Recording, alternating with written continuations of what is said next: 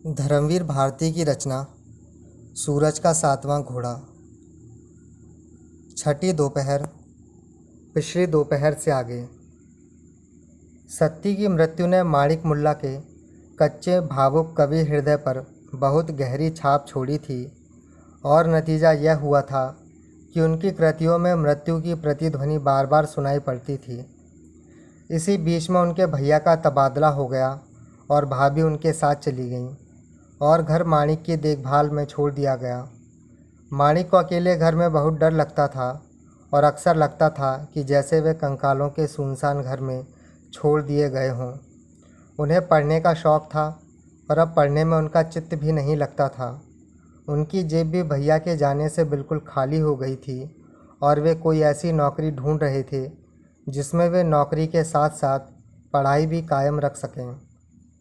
इन सभी परिस्थितियों ने मिलकर उनके हृदय पर गहरी छाप छोड़ी थी और पता नहीं किस रहस्यमय आध्यात्मिक कारण से वे अपने को सत्ती की मृत्यु का जिम्मेदार समझने लगे थे।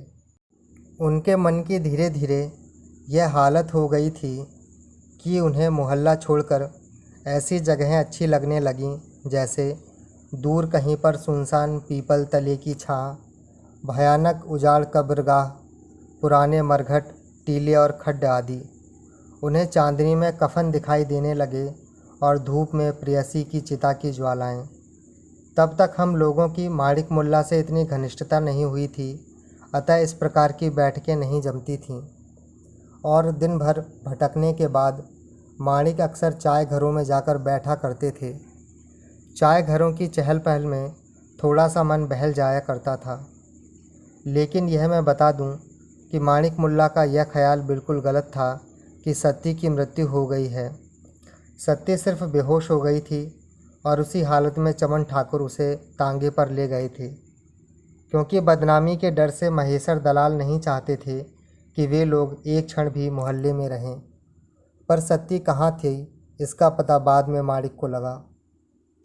इधर माणिक ने यह निश्चय कर लिया था कि यदि उसकी वजह से सत्ती का जीवन नष्ट हुआ है तो वे भी हर तरह से अपना जीवन नष्ट करके ही मानेंगे, जैसे शरत के देवदास आदि ने किया था। और इसलिए जीवन नष्ट करने के जितने भी साधन थे उन्हें वे काम में ला रहे थे। उनका स्वास्थ्य बुरी तरह गिर गया था। उनका स्वभाव बिल्कुल असामाजिक, उच्छृंखल और आत्मघाती हो गया था। पर उन्हें पूर्ण संतोष था क्योंकि वे सत्ती की मृत्यु का प्रायश्चित कर रहे थे। उनकी आत्मा को, उनके व्यक्तित्व को और उनकी प्रतिभा को पातक लगा हुआ था और पातक की अवस्था में और हो ही क्या सकता है। अक्सर उनके मित्रों ने उन्हें समझाया कि आदमी में जीवन के प्रति अदम्य आस्था होनी चाहिए। मृत्यु से इस तरह का मोह तो केवल कायरता और विक्षिप्तता के लक्षण हैं। उनकी राह मुड़नी चाहिए, पर वे सोचते थे कि अपने कर्तव्य पथ से विचलित हो रहे हैं और उनका कर्तव्य तो मृत्यु पथ पर अदम्य साहस से अग्रसर होते रहना है। ऐसा विचार आते ही वे फिर कछुए की तरह अपने को समेटकर अंतर्मुख हो जाते। धीरे धीरे उनकी स्थिति उस स्थिति प्रज्ञ की भांति हो गई जिसे सुख दुख, मित्र शत्रु, प्रकाश तिमिर, सच झूठ में कोई भेद नहीं मालूम पड़ता, जो समय और दिशा के बंधन से छुटकारा पाकर पृथ्वी पर बद्ध जीवों के बीच में जीवन मुक्त आत्माओं की भांति विचरण करते हैं। सामाजिक जीवन उन्हें बार बार अपने शिकंजे में कसने का प्रयास करता था, पर वे प्रेम के अलावा सभी चीज़ों को निस्सार समझते थे। चाहे वह आर्थिक प्रश्न हो या राजनीतिक आंदोलन, मोतिहारी का अकाल हो या कोरिया की लड़ाई, शांति की अपील हो या सांस्कृतिक स्वाधीनता का घोषणा पत्र, केवल प्रेम सत्य है, प्रेम जो रस है, रस जो ब्रह्म है।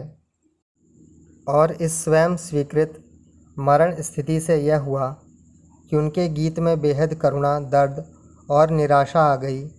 और चूंकि इस पीढ़ी के हर व्यक्ति के हृदय में कहीं न कहीं माणिक मुल्ला और देवदास दोनों का अंश है, अतः लोग झूम झूम उठते थे।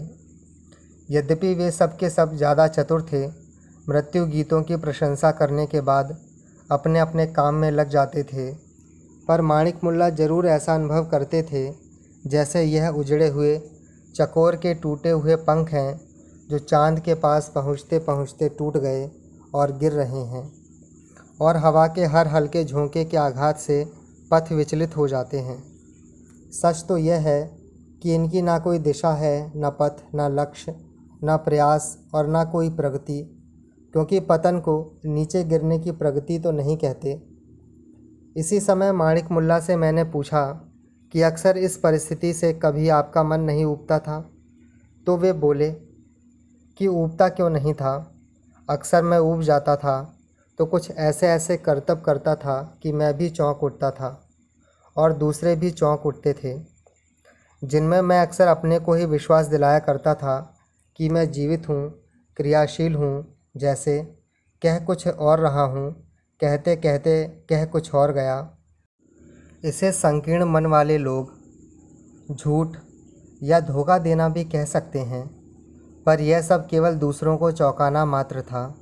अपनी घबराहट से ऊबकर तीखी बातें करना, हर मान्यता को उखाड़ फेंकने की कोशिश करना, यह सब मेरे मन की उस प्रवृत्ति से प्रेरित थी जो मेरे अंदर की जड़ता और खोखलेपन का परिणाम थी।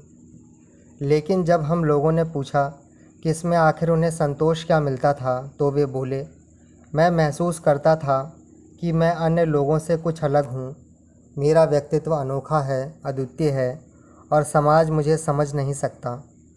साधारण लोग अत्यंत साधारण हैं, मेरी प्रतिभा के स्तर से बहुत नीचे हैं, मैं उन्हें जिस तरह चाहूँ बहका सकता हूँ। मुझमें अपने व्यक्तित्व के प्रति एक अनावश्यक मोह, उसकी विकृतियों को भी प्रतिभा का तेज समझने का भ्रम और अपनी असामाजिकता को भी अपनी ईमानदारी समझने का अनावश्यक दंभ आ गया था। धीरे धीरे मैं अपने को ही इतना प्यार करने लगा कि मेरे मन के चारों ओर ऊंची ऊंची दीवारें खड़ी हो गईं और मैं स्वयं अपने अहंकार में बंदी हो गया। पर इसका नशा मुझ पर इतना तीखा था कि मैं कभी अपनी असली स्थिति पहचान नहीं पाया। तो आप इस मन स्थिति से कैसे मुक्त हुए? वास्तव में एक दिन बड़ी विचित्र परिस्थिति में यह रहस्य मुझ पर खुला कि सत्ती जीवित है और अब उसके मन में मेरे लिए प्रेम के स्थान पर गहरी घृणा है। इसका पता लगते ही मैंने सत्ती की मृत्यु को लेकर जो व्यर्थ का ताना बाना अपने व्यक्तित्व के चारों ओर बुन रखा था, वह छिन्न भिन्न हो गया और फिर मैं एक स्वस्थ साधारण व्यक्ति की तरह हो गया। उसके बाद उन्होंने वह घटना बताई। जिन चाय घरों में वे जाते थे, उनके चारों ओर अक्सर भिखारी घूमा करते थे।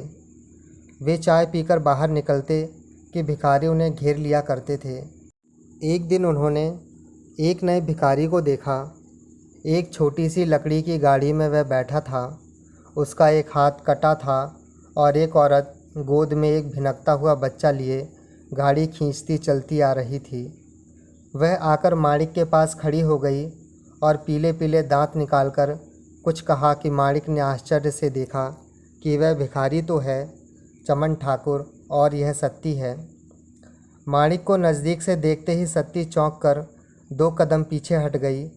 फ़ौरन उसका हाथ कमर पर गया, शायद चाकू की तलाश में, पर चाकू न पाकर उसने फिर प्याला उठाया और खून की प्यासी दृष्टि से माणिक की ओर देखती हुई आगे बढ़ गई। यह देखकर कि सत्ती जीवित है और बाल बच्चों सहित प्रसन्न है, माणिक के मन की सारी निराशा जाती रही और उन्हें नया जीवन मिल गया।